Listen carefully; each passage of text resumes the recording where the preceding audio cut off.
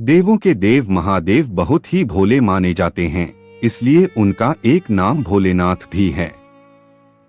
पौराणिक मान्यतानुसार भगवान शंकर को प्रसन्न करने के लिए किसी भी तरह के खास विशेष पूजन की आवश्यकता नहीं होती, क्योंकि कहा जाता है कि वह तो भोले हैं और भक्त की मन से की गई क्षणिक मात्र की भक्ति से ही वह प्रसन्न हो जाते हैं। अगर आप भी शिव की भक्ति और कृपा पाने के लिए तो इस कथा से भोलेनाथ को प्रसन्न कर सकते हैं। यह पौराणिक कथा को पूरा सुने, आपके सारे दुख और दरिद्रता दूर होगी, आपके सारे बिगड़े काम बनेंगे, घर में उन्नति होगी, आप पर देवों के देव महादेव की कृपा होगी। किसी एक नगर में एक साहूकार था। उसके घर में धन की कोई कमी नहीं थी, लेकिन कोई संतान न होने के कारण वह बहुत दुखी था। संतान प्राप्ति के लिए वह हर सोमवार को व्रत रखता था और पूरी श्रद्धा के साथ शिव मंदिर जाकर भगवान शिव और माता पार्वती की पूजा करता था। उसकी भक्ति देखकर एक दिन मां पार्वती प्रसन्न होकर भगवान शिव से साहूकार की मनोकामना पूर्ण करने का निवेदन किया। पार्वती जी के आग्रह पर भगवान शिव ने कहा कि हे पार्वती, इस संसार में हर प्राणी को उसके कर्मों का फल मिलता है और जिसके भाग्य में जो हो उसे भोगना ही पड़ता है। लेकिन पार्वती जी ने साहूकार की भक्ति देखकर उसकी मनोकामना पूर्ण करने की इच्छा व्यक्त की। माता पार्वती के आग्रह पर शिवजी ने साहूकार को पुत्र प्राप्ति का वरदान तो दिया, लेकिन उन्होंने बताया कि यह बालक 12 वर्ष तक ही जीवित रहेगा। माता पार्वती और भगवान शिव रहा था, इसलिए उसे ना तो इस बात की खुशी थी और ना ही दुख। वह पहले की भांति शिवजी की पूजा करता रहा। कुछ समय के बाद साहूकार की पत्नी ने एक पुत्र को जन्म दिया। जब वह बालक 11 वर्ष का हुआ तो उसे पढ़ने के लिए काशी भेज दिया गया।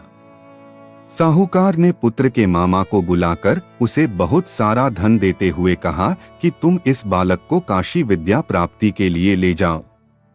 तुम लोग रास्ते में यज्ञ कराते जाना और ब्राह्मणों को भोजन दक्षिणा देते हुए जाना।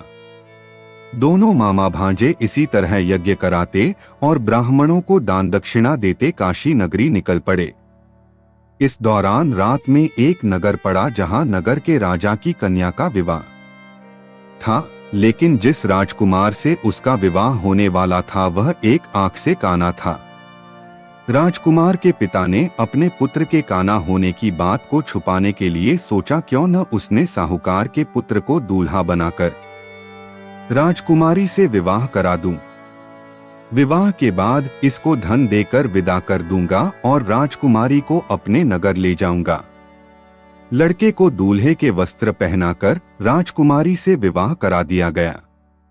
साहूकार का पुत्र ईमानदार था, उसे यह बात सही नहीं लगी, इसलिए उसने अवसर पाकर राजकुमारी के दुपट्टे पर लिखा कि तुम्हारा विवाह तो मेरे साथ हुआ है, लेकिन जिस राजकुमार के संग तुम्हें भेजा जाएगा वह एक आंख से काना है।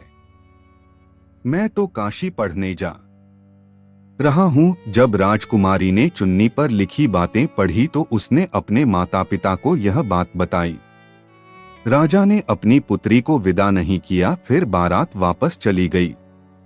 दूसरी ओर साहूकार का लड़का और उसका मामा काशी पहुंचे और वहां जाकर उन्होंने यज्ञ किया।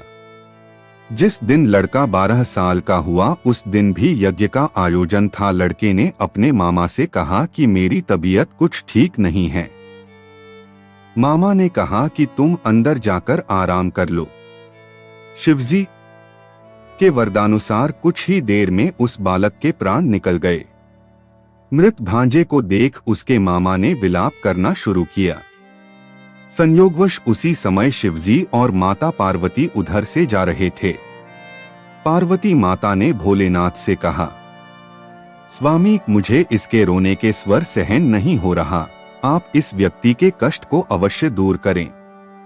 जब शिवजी मृत बालक के समीप गए तो वह बोले कि यह उसी साहूकार का पुत्र है जिसे मैंने 12 वर्ष की आयु का वरदान दिया था। अब इसकी आयु पूरी हो चुकी है, लेकिन मातृभाव से विभोर माता पार्वती ने कहा कि हे महादेव, आप इस बालक को और आयु देने की कृपा करें, अन्यथा इसके वियोग में इसके माता पिता भी तड़पट कर मर जाएंगे।